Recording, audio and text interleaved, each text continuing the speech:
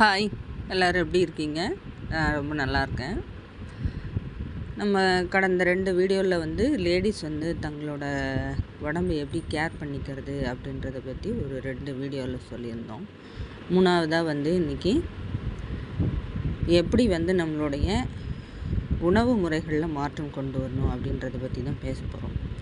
முதல் நாள் எப்படி ஸ்ட்ரெஸ் இல்லாமல் நம்மளை வச்சுக்கிறது, அதாவது காலையிலே நம்மளுடைய வேலைகள் தொடங்குறதுக்கு முதல் நாளே நம்ம எப்படி பிளான் பண்ணிக்கணும் அப்படின்றத பற்றி பார்த்தோம்.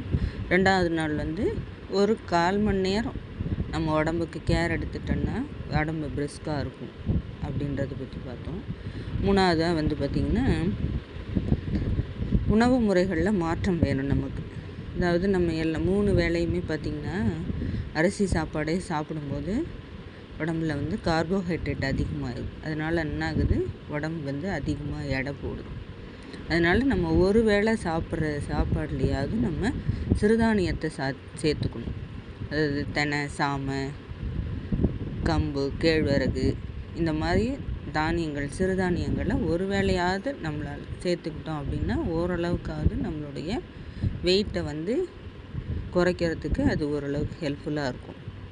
அதனால் ஏதாவது ராகி அடை செஞ்சு சாப்பிட்லாம், கம்பு அடை செஞ்சு சாப்பிட்லாம், இல்லை தினையில் பொங்கல் செஞ்சு சாப்பிட்லாம். அந்த மாதிரி ஏதாவது ஒரு நாளைக்கு ஒரு வேளை நீங்கள் அதை சேர்த்துக்கிட்டீங்க அப்படின்னாக்கா ஓரளவுக்கு நம்மளோட வெயிட்டு குறையிறதுக்கு அது ஹெல்ப்ஃபுல்லாக இருக்கும். அதனால் கொஞ்சம் கேர் எடுத்து நீங்கள் என்ன பண்ணுறீங்க, சிறுதானியங்களை சேர்த்துக்கிறதுக்கு பாருங்கள். எங்கெங்க நம்மளால் சிறுதானியம்லாம் சேர்த்துக்க முடியுது, எங்கே தனியாக இதெல்லாம் நம்மளால் கேர் எடுக்க முடியுது அப்படின்னு நினைக்கிறீங்களா?